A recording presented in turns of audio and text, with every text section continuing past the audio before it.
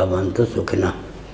श्री राम जय जय राम। श्री राम जय राम। धर्म की अधर्म का प्राणियों में विश्व का हर हर महादेव। गोविंद जय जय गोपाल जय जय। गोविंद जय जय गोपाल जय जय। राधा रमण हरि गोविंद जय जय। राधा रमण हरि गोविंद जय जय। हर हर महादेव।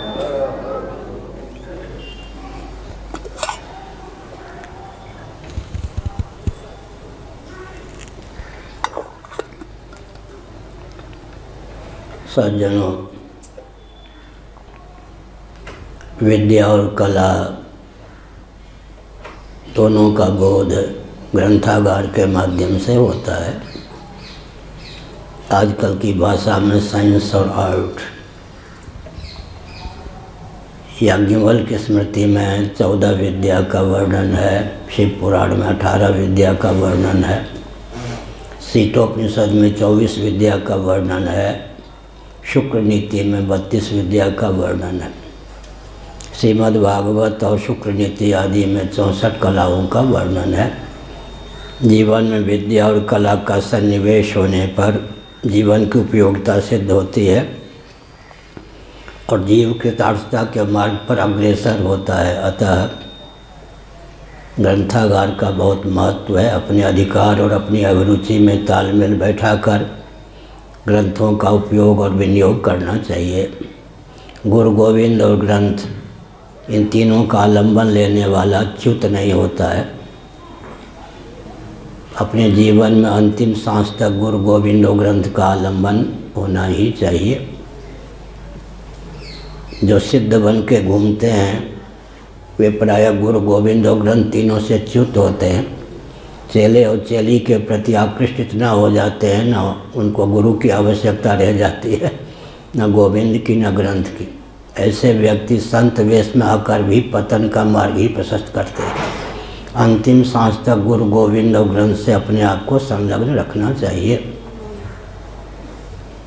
हमने एक संकेत किया, मर्त्यलोक में जिस विद्या और कला का विलोप हो जाता है, आदित्य मंडल में वो विद्या और कला सन्निहित रहती है।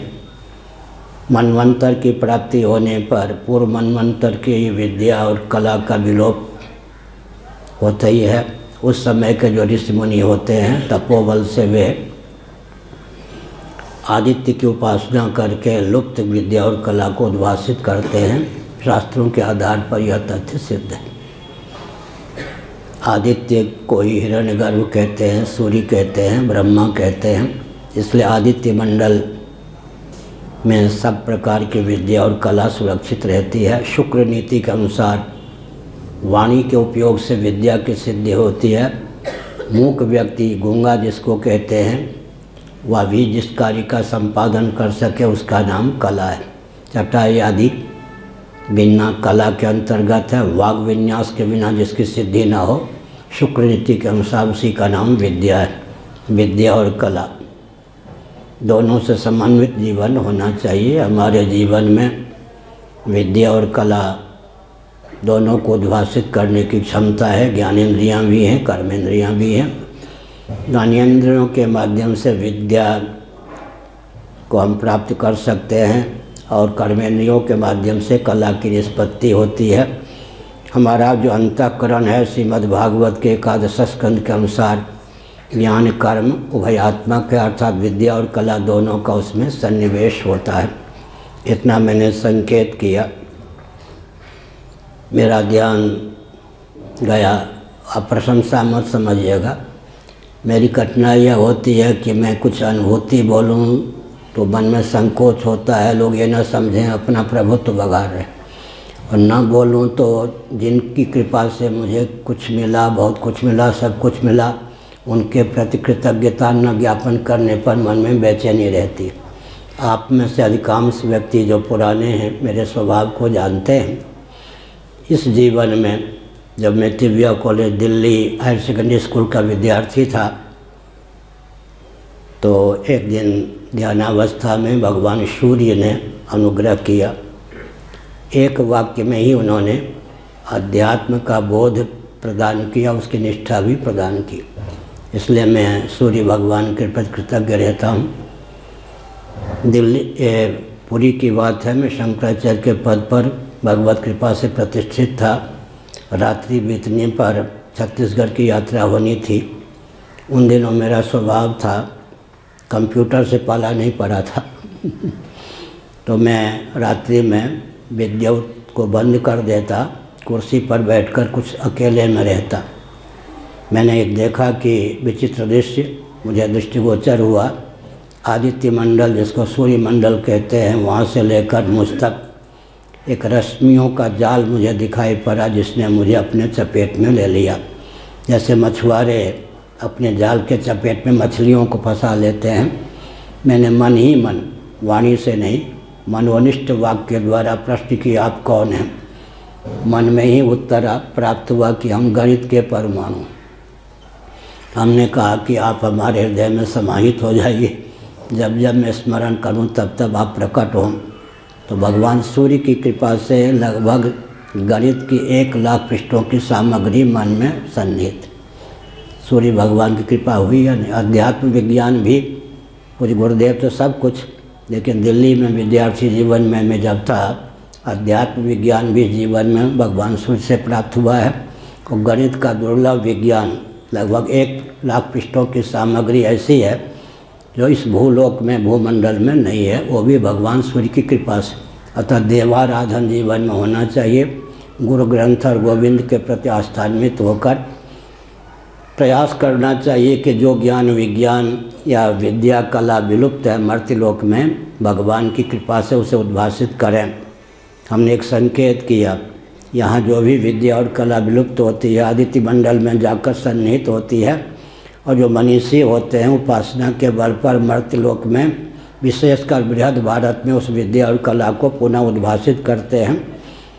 हमने एक संकेत किया, ब्राह्मणों का मुख्य रूप से दायित्व क्या है? सूत्रात्मक ज्ञान विज्ञान को विशद करना। ये ब्रह्मसूत्र इत्यादि सब सूत्र में, 6 दर्शन तो सूत्रात्मक है ना। भाष्यकार ना होते, वार्तिकार ना होते तो सूत्रात्मक ज्ञान विज्ञान को हम कैसे विशद रूप में प्राप्त कर सकते थे? सूत्रात्मक ज्ञान विज्ञान को विशद करना भाष्य के माध्यम से, वार्तिक के माध्यम से महापुरुषों का कार्य होता है।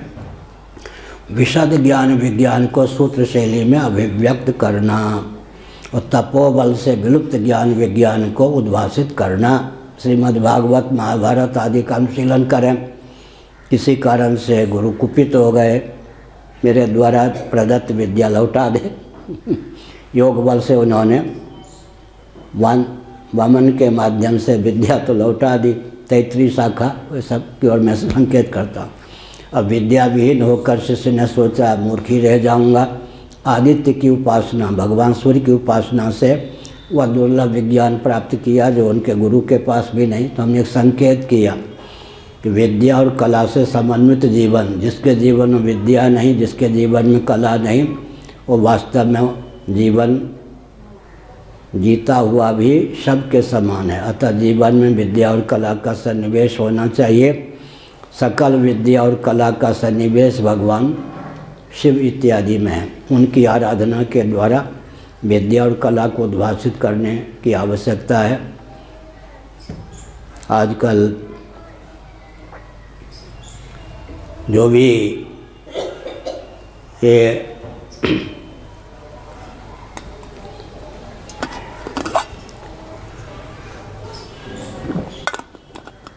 भारत का ज्ञान विज्ञान जर्मनी जापान आदि ने लिया, हमारे ग्रंथागारों का भी अपहरण हो गया।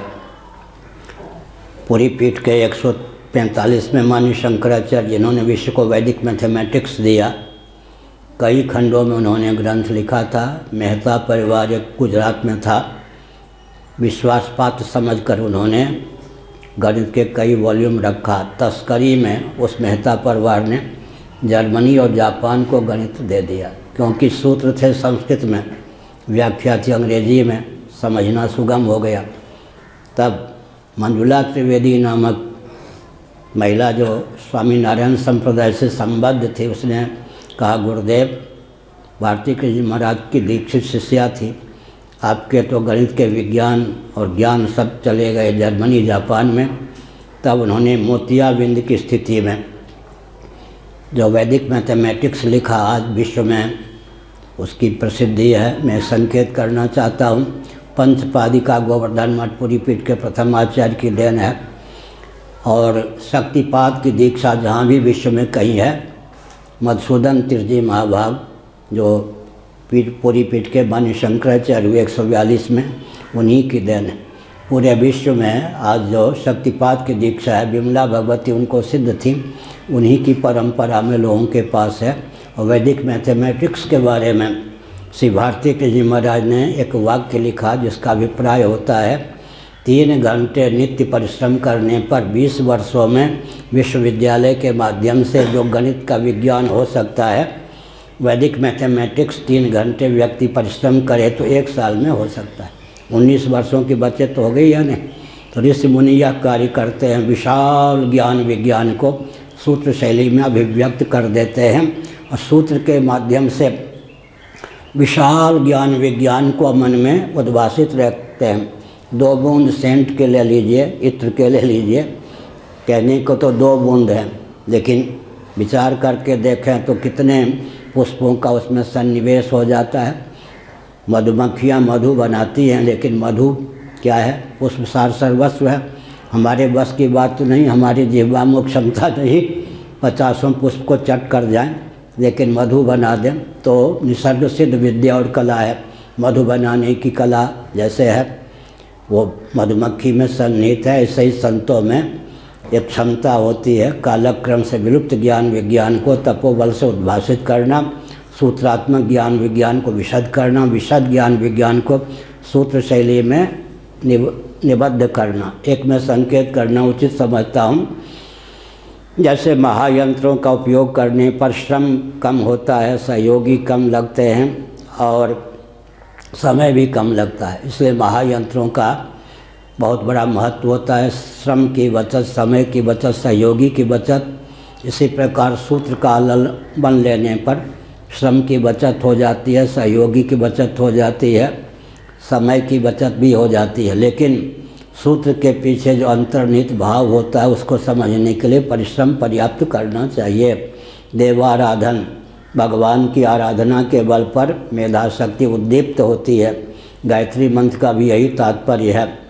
गायत्री मंत्र तो वेद के द्वारा वेद जननी के रूप में उद्भासित हैं, लेकिन मैं समय की सीमा का ध्यान रखकर एक संकेत करता हूँ। गायत्री मंत्र का तुलसीदास जी ने अनुवाद किया है, बहुत ललित, उसमें सब अधिकृत हैं। कम से कम 40 बार रोज, अगर 40 दिनों तक भी व्यक्ति वो गायत्री मंत्र का जो ललित अनुवाद तुलसीदास जी के द्वारा प्रस्तुत है उसका आलम्बन ले तो मेधा शक्ति उद्दीप्त हो सकती है। जनक सुता जग जननी जानकी, अतिशय प्रिय करुणा निधान की, ताके जुगपद कमल मनाऊँ, जास कृपा निर्मल मत पाऊँ। यह गायत्री मंत्र का ललित अनुवाद है। जगत जननी के माध्यम से गायत्री भगवती ही उद्भासित हैं। हमने यहाँ पर आकर बहुत कुछ प्राप्त किया। वृंदावन धाम में एक घटना घटी, नैमिषारण्य में था और गोमती तट पर पूज्यपाद दंडी स्वामी श्री नारदानंद सरस्वती जी महाभाग का आश्रम था। उन दिनों 125 एकड़ में, उनमें गोमती के तट पर मैं रहता था, जहाँ बाबा इत्यादि जो शब्द प्रवाहित कर दिए जाते थे, लोग डर के मारे उधर नहीं जाते थे। गोमती पुल के पास मैं वहाँ जाके रात्रि में भी बैठता, कभी 2 बजे किसी वृक्ष पर बैठ के गान करता, कभी कुछ, वो अलग ही स्वरूप था। तो एक दिन बहुत गर्मी थी, गर्मी के दिन में वहाँ मैं पहुँच गया और गोमती में स्नान कर रहा था। उस पार, गोमती के उस पार जंगल का दृश्य था। एक मैंने बाबा, मुझे नहीं मालूम कौन आ रहा है, लेकिन सहसा तट की ओर इधर मुख हो गया, देखा कि एक जैसे श्रीनाथ संप्रदाय के बाबा होते हैं ना, एक 16 वर्ष का कोई युवक है, सांवला सा है, ऐसे झोली टांगे हुए हैं और बंसी भी लिए हुए हैं, एक ऐसे बांस में बंसी कही और एक फेंट में बंसी। उसको देखकर मेरे हृदय में विनोद की भावना उदित हुई। मैं विनोदी नहीं हूँ, बहुत गंभीर रहता हूँ, जानते हैं साथ वाले। शायद साल में 2 बार भी हंसने का अवसर मिलता हो या न मिलता हो, क्योंकि ग्रंथ में निमग्न रहता हूँ और कोई रस मेरे जीवन में है नहीं। ग्रंथ का चस्का है लिखने में, इसमें साथ वालों से भी 2 वाक्य बोल लूँ ये बहुत है, मेरा स्वभाव है। चिन्मयानंद जी महाराज, अमरनाथ मिश्र जी और हम एक ही कुटिया में 7 महीने रहे। आपको तो विश्वास होना भी कठिन है, एक वाक्य भी नहीं बोले, कोई आपस में मन मुटाव नहीं, उनकी व्यवस्था का ध्यान रखता था। मेरा स्वरूप ऐसा रहा है कि एक कुटिया में 7 महीने लगातार रहने पर भी 7 वाक्य नहीं, एक वाक्य नहीं, एक शब्द का भी प्रयोग नहीं हुआ। अपनी ध्वनि है। तो मैंने देखा, उस व्यक्ति को देखकर कुछ बाल्य कला का उदय हुआ गया।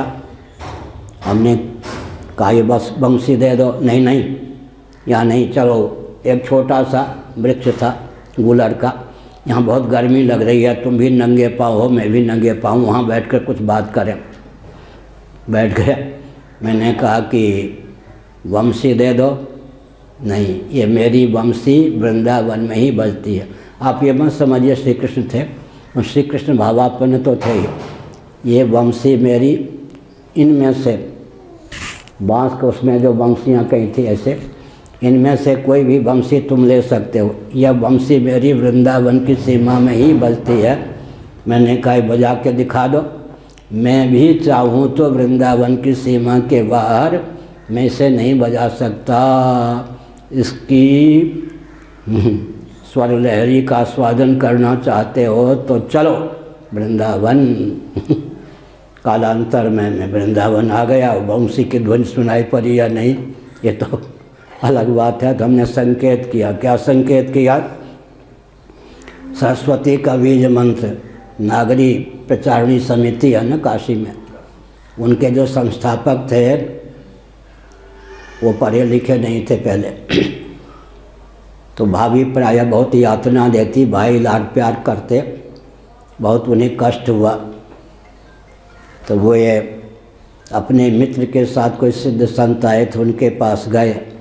वो कुछ हकलाते भी थे। ये कहा गया कुछ ये बोलता है बच्चा, कुछ बोलता है, एंग एंग ऐसा बोलता। कहा कि बस इसको यही सुनाया करो, यही बोलने के लिए बार बार कहो। सच्ची घटना है। एंग एंग जपते जपते उस व्यक्ति में इतनी दिव्यता आई, वही उन्हीं के नाम पर नागरी प्रचारणी समिति की स्थापना हुई। सरस्वती के बीज मंत्र की कृपा से वो सर्वज्ञ कल्प हो गए, बहुत बड़े विद्वान हो गए। तो जीवन में श्रीमद् भागवत के अनुसार भगवान शिव की आराधना से लुप्त और गुप्त तथा सुप्त विद्या कला की भी प्राप्ति होती है। जीवन में विद्या और कला का सन्निवेश होना चाहिए, लेकिन भोग भोगने के लिए उसका उपयोग जहाँ तक बने न करें। भगवत प्राप्ति में जीवन का उपयोग हो, विद्या और कला का उपयोग हो। हमने संकेत किया। और जो संत वेश में हैं उनको चाहिए कुछ ऐसी उपासना करें कि मर्त्य लोक में जो लुप्त और सुप्त विद्याएं हैं, गुप्त विद्याएं हैं, जो सुलभ प्राय नहीं हैं, तपोबल से उनको उद्भाषित करें। आज के प्रवचन का सारांश ये हुआ, बृहद ज्ञान विज्ञान को समाज शैली में, सूत्र शैली में व्यक्त करना। सूत्र शैली में जो ज्ञान विज्ञान है उनको बृहद शैली में उद्भाषित करना। हमारे पूज्य गुरुदेव ने कहा, अधिकार संपदा का ध्यान रखते हुए उन्होंने कहा कि प्रवचन करना, ग्रंथ पढ़ना, ग्रंथ पढ़ाना पराजित करने की भावना से नहीं, सद्भावपूर्वक संवाद के माध्यम से शास्त्रार्थ करना और ग्रंथ लिखना, ये सब विद्या को चमत्कृत करने, विशद करने के वाहक हैं। पढ़ाने की भी क्षमता होनी चाहिए, पढ़ने की क्षमता होनी चाहिए, विधिवत शास्त्रार्थ की भी क्षमता होनी चाहिए। साथ ही साथ हमने संकेत किया अध्ययन का बल अवश्य होना चाहिए। आज के प्रवचन का सारांश, जो समझ लेते हैं गुरु गोविंद और ग्रंथ की आवश्यकता क्या है, पतित हो जाते हैं। जीवन में पतन से बचने के लिए गुरु गोविंद और ग्रंथ का आलंबन अंतिम सांस तक होना चाहिए। इन तीनों के प्रति कृतज्ञता भी जीवन में होनी चाहिए। जीवन विद्या कला से समन्वित तो फिर भी जड़ भरत की बात श्री गोविंदानंद जी कह रहे थे, बहुत ऊंची चीज़ है। 5वें स्कंद की बात है। अनधिकारी कापालिकों ने खीर आदि पवाया, मालपुआ पवाया, रबड़ी पवाया, कृतज्ञता नहीं व्यक्त की, वरदान नहीं दिया। कापालिकों ने क्या देवी के आगे, भैरव के आगे बलि देने का उद्यम किया तो शाप नहीं, न वरदान न शाप। उनके प्रति जड़ भरत घोर मौन। क्या अनधिकारी अगर मालपुआ रबड़ी खूब खवावे तो भी वाणी नहीं निकली, मारने के लिए उद्यत हो जाए तो भी वाणी प्रकट नहीं हुई। लेकिन पालकी में जो दिए गए उनके प्रति अधिकारी अगर ताना भी कसे तो कुछ ऐसे वाक्य बोल देना चाहिए जिससे वो समझ जाए कि किसको मैं जोत रहा हूँ। अधिकारी के प्रति मौन भंग, और अनधिकारी चाहे कितना भी सम्मान दे और कितनी भी यातना दे, मौन टूटे नहीं। जड़ भरत जी के जीवन से यह शिक्षा मिलती है। हमने संकेत किया, यह न समझें कि अब पूर्ण हो गए, पूर्ण तो है ही आत्मतत्व। ज्ञानोत्तर भी हम प्रायः कभी कभी 2-4 वर्ष में बोलते हैं, स्वामी जी को मालूम है। एक एक चीज़ हम लोगों के पास ऐसे जिनके बल पर विश्व स्तर पर पूछ सकते थे, आज भी पूछ सकते हैं।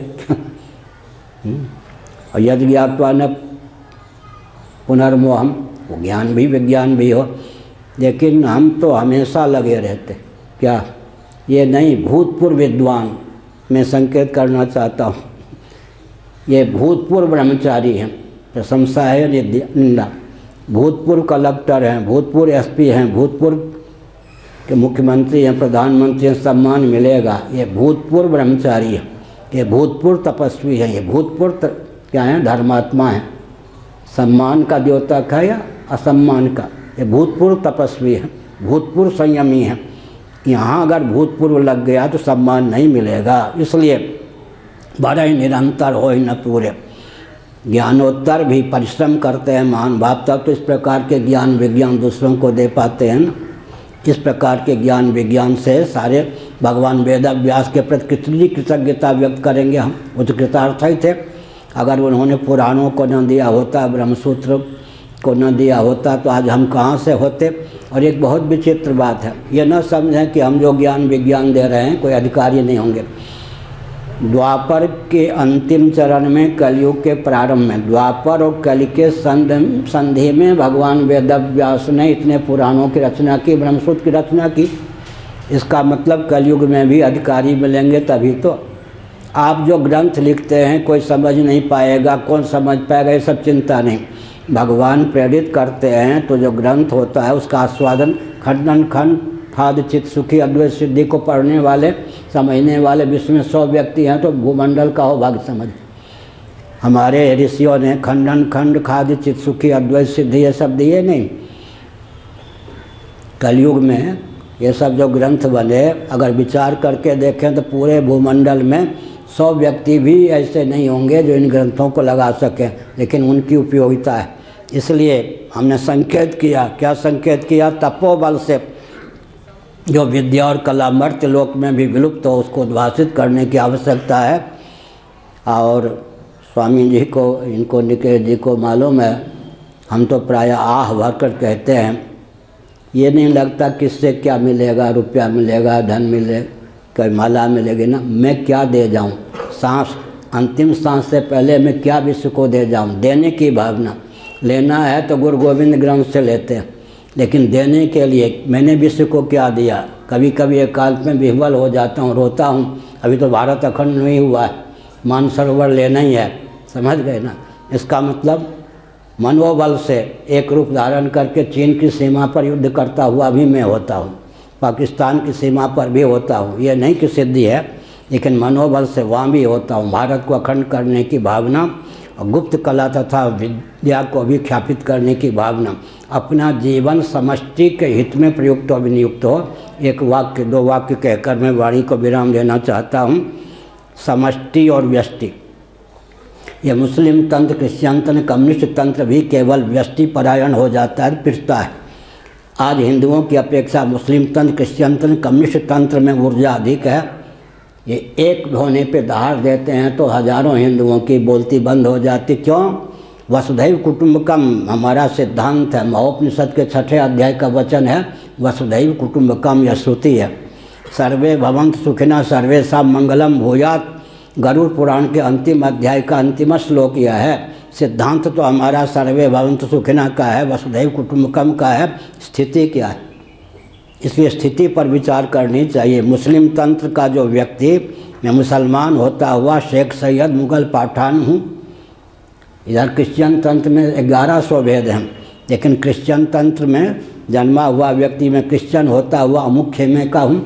कम्युनिस्टों में अनेक भेद हैं, लेकिन मैं कम्युनिस्ट होता हुआ वाम मार्ग या दक्षिण मार्ग का वामपंथी या वामपंथी का उस समष्टि से उन्होंने जोड़ के रखा है। इसलिए वो एक भी होते हैं तो हिंदू बिल्कुल कांप जाते हैं। हम लोगों को समष्टि और व्यष्टि में तादात्म्यपत्ति, वस्तुतः तो हमारा मौलिक स्वरूप सच्चिदानंद ही सिद्ध होता है। यहाँ से शुरू करें। औपाधिक धरातल पर फिर विचार करना चाहिए। औपाधिक धरातल पर मैं जीव हूँ, जीव होता हुआ प्राणी हूँ, प्राणी होता हुआ मनुष्य हूँ, मनुष्य होता हुआ ब्राह्मण क्षत्रिय आदि कुछ भी हूँ। इस कलो समष्टि और व्यष्टि में तादात्म्यपत्ति हो, सच्चिदानंद स्वरूप ऊपर में समझें। उसके बाद सच्चिदानंद स्वरूप होता हुआ औपाधिक धरातल पर जीव हूँ, जीव होता हुआ प्राणी हूँ, प्राणी होता हुआ मनुष्य हूँ, मनुष्य होता हुआ ब्राह्मण क्षत्रिय आदि कुछ भी हूँ, स्त्री पुरुष हूँ।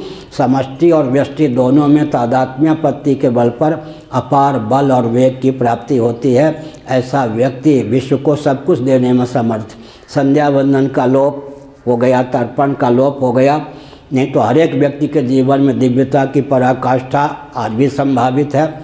नेत्र और सूर्य के एकत्व का, अध्यात्म और अधिदैव के एकत्व का चिंतन कीजिए, कितनी शक्ति आएगी। नेत्र, वाक और अग्नि के एकत्व का चिंतन कीजिए, यही तो संध्या वंदन का स्वरूप है, यही तो तर्पण का स्वरूप है। मेरे द्वारा प्रदत्त जल के प्रभाव से स्थावर जंगम प्राणी तृप्त हों, पितरादि जितने हैं सब तृप्त हों। इसका मतलब क्या है? तर्पण के पीछे वसुधैव कुटुंबकम की भावना। अंत में हमारा आपका शरीर जो है ये वसुधैव कुटुंबकम की व्याख्या है या नहीं? माता के पेट से गीता के 3 अध्याय के अनुसार हम जेर सहित उत्पन्न हुए हैं, जरायुज हुए या नहीं? शरीर की दृष्टि से हम जरायुज हैं। और जेर का मूल क्या होता है? आधुनिक विज्ञान के अनुसार भी अंडा होता है। अंडा का मूल क्या होता है? स्वेद। माता पिता के रजवीर्य का सम्मिलित स्वरूप स्वेद। स्वेद का मूल क्या होता है? अन्न। इसका मतलब क्या हुआ? जरायुज भी हैं, अंडज भी हैं, स्वेदज भी हैं, उद्भिज भी हैं। और स्वप्नावस्था में हम मनसिज हो जाते हैं, और स्वप्न साक्षी के रूप में हम क्या हो जाते हैं? हिरण्यगर्भ ब्रह्मा। इसका मतलब क्या है? व्यष्टि और समष्टि का चिंतन करें, तादात्म्यपत्ति हो तो एक एक व्यक्ति चलता फिरता क्या होता? हजारों करोड़ों व्यक्तियों से भिड़ने वाला हो सकता है, करोड़ों व्यक्तियों की शक्ति को भी स्तंभित कर सकता है। अंत में शास्त्रों के आधार पर एक उदाहरण देता हूँ। शौनक जी बैठे थे, भोजन परोसने वाले उनके सामने भोजन परोसने के लिए उद्यत थे। उन्होंने देखा कि तेजस्वी व्यक्ति आ रहा है, लगता है कि भूखा है। संकेत किया कि आँख लाल करके नहीं, बिल्कुल संकेत करता हूँ ये व्यक्ति भूखा लगता है, भोजन मांगेगा। मुस्कुरा कर यूँ मना कर देना। वो कुछ बोलता हुआ जाएगा, उससे मालूम पड़ जाएगा कि इस व्यक्ति की उपासना क्या है, उपास्य इसके कौन है, यह है कौन। उसके बाद जो बोलेगा उससे मुझे प्रेरणा मिलेगी, मैं बुलाकर सामने बैठा कर अपने साथ भोजन करूँगा। ऐसे हुआ। वो व्यक्ति जाता हुआ, तुम्हारे दरवाजे से यह वैश्वानर भूखा लौट रहा है, बोला। शौनक जी ने कहा श्राप आप मत दीजिए, आइए आइए, आपकी निष्ठा को जानने के लिए मैंने कहा। तो चलता फिरता व्यक्ति, एक व्यक्ति भी अरबों व्यक्तियों को मात कर सकता है अगर अधिदैव का बल हो, व्यष्टि और समष्टि में एकत्व का बल हो। उस व्यक्ति ने कहा कि तुम्हारे दरवाजे से वैश्वानर भूखा हुआ जा रहा है। ये जो उपासना का बल था, श्राद्ध में भी यही है। देह के नाश से जीवात्मा का नाश नहीं होता, देह के भेद से जीवात्मा में भेद की प्राप्ति नहीं होती। एक ही वाक्य में अगर वेदादि शास्त्र सम्मत कर्मकांड, उपासना कांड, ज्ञान कांड को ख्यापित करने की भावना हो, आवश्यकता हो तो क्या कहेंगे? देह के नाश से जीवात्मा का नाश नहीं होता, देह के भेद से जीवात्मा में भेद की प्राप्ति नहीं होती। तयोर व्यष्टि समष्टिता, विश्व और वैश्वानर की, तेजस और हिरण्यगर्भ की, प्राज्ञ और ईश्वर की, तुरी और ब्रह्म की एकता का, इनके एकत्व का ज्ञान हो जाए तो व्यक्ति चलता फिरता क्या होता है? समष्टि। आजकल पढ़ तो लेते हैं। पूज्य स्वामी अखंडानंद जी महाराज प्रातस्मरणीय महान भाव कहते थे।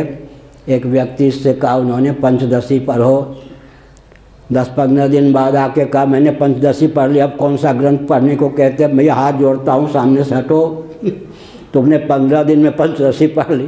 तो हमने संकेत किया, मांडूक्य उपनिषद में तो केवल 12 मंत्र हैं। मांडूक्य उपनिषद का भाव ही किसी के जीवन में अंकित हो तो उसके सामने कौन समस्या टिक सकती है?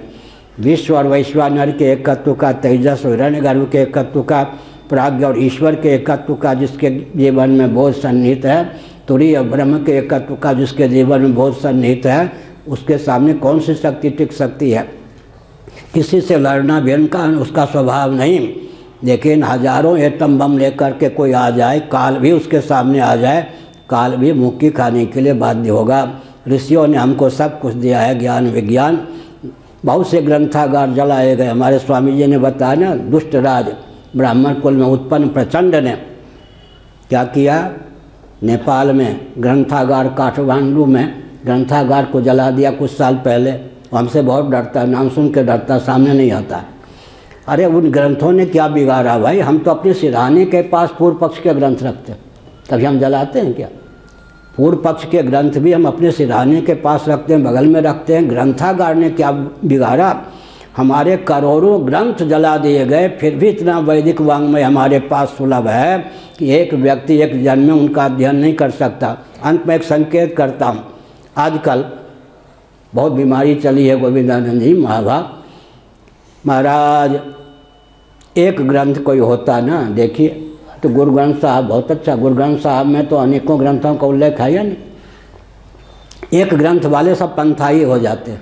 अगर पद्य में वो ग्रंथ है तो का पाठ तक केवल सीमित। पंथाई होना हो तो एक ग्रंथ के पक्षधर बनिए।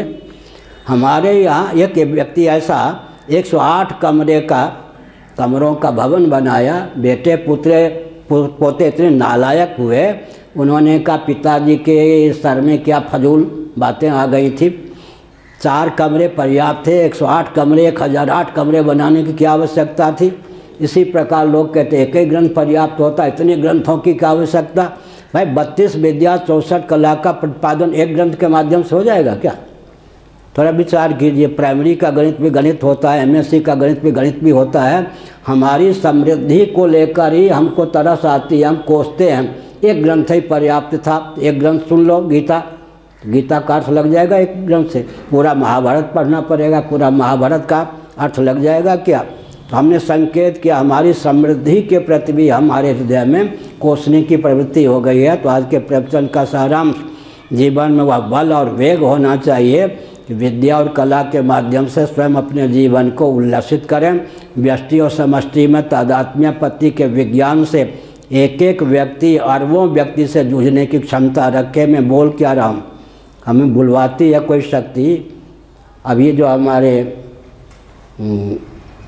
बोलने की शैली है कुछ भविष्य में होने वाली घटना को द्योतित करती है। भयंकर, अभी रूस वाला ही आक्रमण ही नहीं है, वो तो हो रहा है जहाँ हो रहा।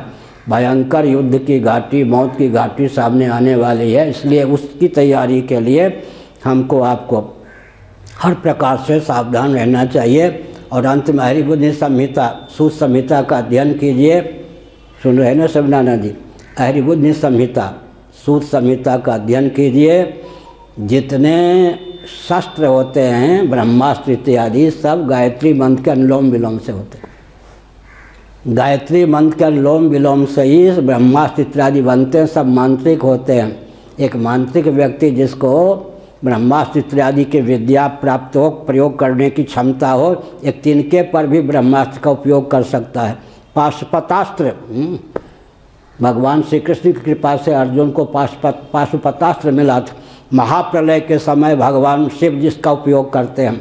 इस समय तो महाप्रलय नहीं है। अगर पाशुपतास्त्र विद्या किसी के पास है तो क्षेत्र विशेष में अगर प्रलय मचाना चाहता प्रबल मचा सकता है। ऋषि मुनियों से क्यों लोग डरते थे? देखने के लिए बस दुबले पतले, लेकिन ऋषि मुनियों से क्यों डरते थे? मंत्र का बल उनके जीवन में होता था, तंत्र का बल होता था, यंत्र का बल होता था। मंत्र, तंत्र और यंत्र। मंत्र माने अनुगत सिद्धांत। पृथ्वी, जल, तेज, वायु, आकाश इत्यादि में जो अनुगत सिद्धांत है उनका नाम मंत्र है। मंत्र को यंत्र तक पहुंचाने के लिए प्रोसेस, मेथड या प्रक्रिया है, विधा है, उसका नाम तंत्र होता है। और तंत्र के माध्यम से जो यंत्र बनता है उसके द्वारा क्या है, उत्पत्ति, स्थिति, समृद्धि इत्यादि कार्यों का संपादन होता है। जब कोई व्यक्ति अपनी प्रज्ञा शक्ति, प्राण शक्ति का वैकल्पिक आधान किसी यंत्र में करने में समर्थ होता है, उसी का नाम महायंत्र हो जाता है। महायंत्रों के मूल में यंत्र, यंत्र के मूल में तंत्र, तंत्र के मूल में मंत्र। जितने मंत्र हैं, मंत्र माने अनुगत सिद्धांत। मंत्रदर्शी जो होते हैं ऋषि मुनि, मंत्रदर्शी होते हैं। फिर तंत्र, मंत्र को तंत्र तक पहुंचाते हैं और तंत्र को यंत्र का रूप देते हैं, यंत्र को महायंत्र का रूप देते हैं। इस प्रकार मैंने यह भी संकेत किया कि आज भी अगर हम अपने ग्रंथों का इस ढंग से अध्ययन करें कि मंत्र क्या है, अनुगत सिद्धांत क्या है, तंत्र क्या है, यंत्र क्या है, महायंत्र क्या है, तो बहुत सा आविष्कार आज भी ऋषि मुनियों के द्वारा हो सकता है, आधुनिक मनुष्यों के द्वारा भी हो सकता है। इस ढंग से प्रायोगिक विधा से भी वैदिक वाङ्मय के अध्ययन की आवश्यकता है। हरि अनंत, हरि कथा अनंत, हर हर महादेव।